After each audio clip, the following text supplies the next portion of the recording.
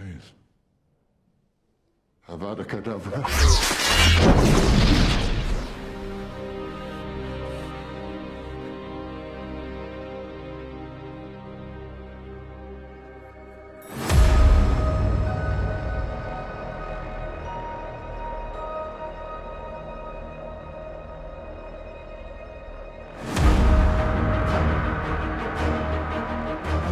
Hogwarts Legacy is an action RPG developed by Avalanche Software and published by Warner Bros. Games. This game is set in the 1800s, 100 years before Harry Potter attends Hogwarts for the first time. You play as a 5th-year student that is attending their first year at Hogwarts, who also holds the key to a secret that threatens everyone in the wizarding world. The character can also harness and manipulate the power of ancient magic that has long laid dormant. So the player's goal is to find out why this ancient magic has returned, and to also figure out the villains trying to harness said magic as their own.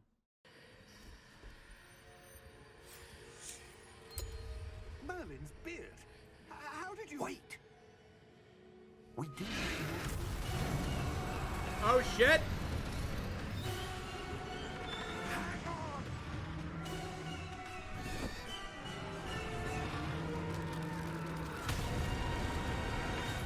The game starts you out with a pretty good character creator that may not have all the slider options that you'll see in other games, but it still gives you enough options that you can pretty much make the character that you want. So if you want to try to insert yourself into the wizarding world, this could be a good game to try that in. In regards to the story itself, I did think it was pretty solid, even though it was a little by the numbers and predictable at times, but I think that isn't necessarily a bad thing, especially when you are setting up a story in a different era of a universe. I do think the game was lacking a little bit on the villain front, and I thought the game could have used some stronger main villains, or at the very least flesh the villains in the game out even more to give them more substance. But outside that, I found almost everything else about this game and the story enjoyable, and you can see the time and effort the developers put into the game to really make the players feel like they are a student at Hogwarts. From attending classes, to exploring all the recognizable areas in Hogwarts, to riding your broom around the world, this game is beautiful and fun to play and explore.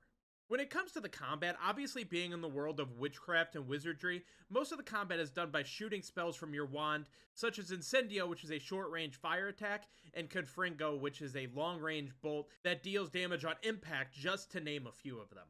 But there are some other equips you can use in combat, such as the Venomous Tentacula, which is used like a turret and shoots acid at enemies, and the Chinese Chomping Cabbage that will attack enemies nearby once you drop them to the ground.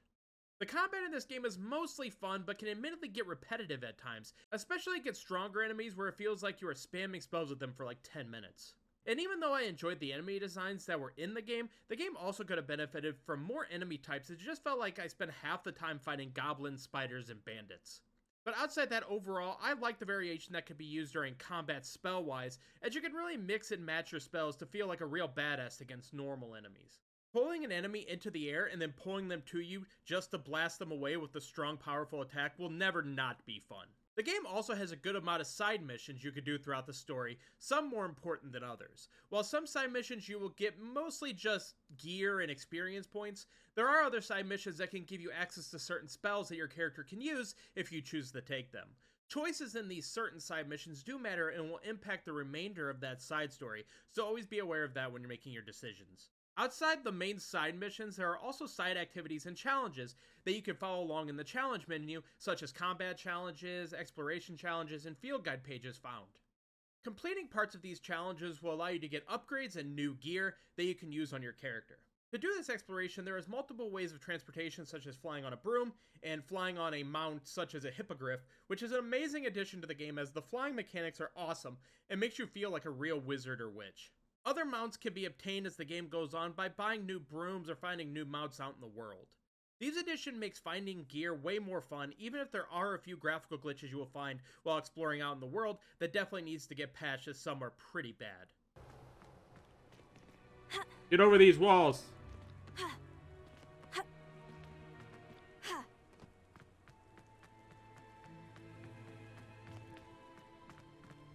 Eh.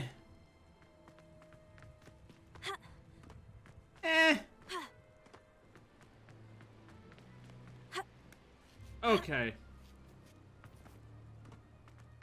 Speaking of gear, there's a ton of gear you can find in the chest out in the world, whether in caves, outposts, during puzzles, or just playing the main story. The gear goes from well appointed, which is your green basic gear, all the way up to gold legendary gear. These can all be mixed and matched, and once you find a piece of gear, they can always be used as a skin. Even if you end up selling gear that you like the look of because it is so low leveled, that gear can still be used as a skin over stronger gear, which allows you to always look the way you want. Which for me is great because some games force you to use the look of the new gear, even if it looks dumb, which kind of takes the choice out of the player's hands, so I'm happy they added that feature here. I do think there could have been even more variety when it comes to the gear itself, as I thought a lot of the gear looked very similar. Even something as small as color sliders on the gear could have gone a long way to add more customization options and allow the player to make the clothing more unique to them and make it look the way that they want. That is something I hope they add if they do make a sequel in the future. The game also comes with a variety of puzzles that you can complete, such as the Merlin trials, where you complete a variety of puzzles depending on the trial, which once a certain amount is completed, more gear slots will be added to your inventory, which is much needed because the game starts you off with a very low amount of inventory slots. And also the puzzle doors, which can be difficult sometimes to complete, as you have to use your push and pull magic to create a path to the other side of the room to open up a chest, which usually has a clothing item inside. All of these puzzles are a nice complement and gives you a break from the combat if that is needed. Another thing this game brings to the table is the Room of Requirement. This is a room that you can change to your liking, and when I say change, I mean everything. You can have different walls, different floors, and doorways, just to name a few. I made my entire Room of Requirement yellow because the game allows you to change the colors of all of these things. So if you wanted your room to be half purple and half red, for example, you can do that. This is also where you can add potting and potion tables that can be used to make potions and combat items amongst other things. This room is also where you will find the area where you keep your animals that you can catch with your knapsack that is used to rescue and hold beasts, and then they are released into this safe area created in the Room of Requirement. Once they are there, you can feed and pet the beasts and use their feathers to upgrade your gear at the upgrade station in the room. So there is a lot of things in this game that you have to keep track of, but also adds to the fun that this game brings to the table. So all in all, like I said, this game is a fun time almost all the way through. Through all the faults, this game embodies the source material and really brings it to life. This isn't to ignore the issues with the game, as there are some things that could have been done better or needs to be patched to make the game run better. Things like graphical glitches and loading circles at certain doors before entering them can really take a little bit out of the immersion that the developers did a fantastic job of creating. So all of that being said, I am giving Hogwarts Legacy an 8 out of 10. This is a game that has so much potential. With a few patches and a few fixes, it's an easy Game of the Year contender. But in its current state where it sits right now, I think an 8 out of 10 is fair. What do you guys think of Hogwarts Legacy? Did you like it more or less than I did? Let me know in the comment section below. But that is going to do it for this review. Thank you guys so much for watching, and I will talk to you next time. Bye, guys.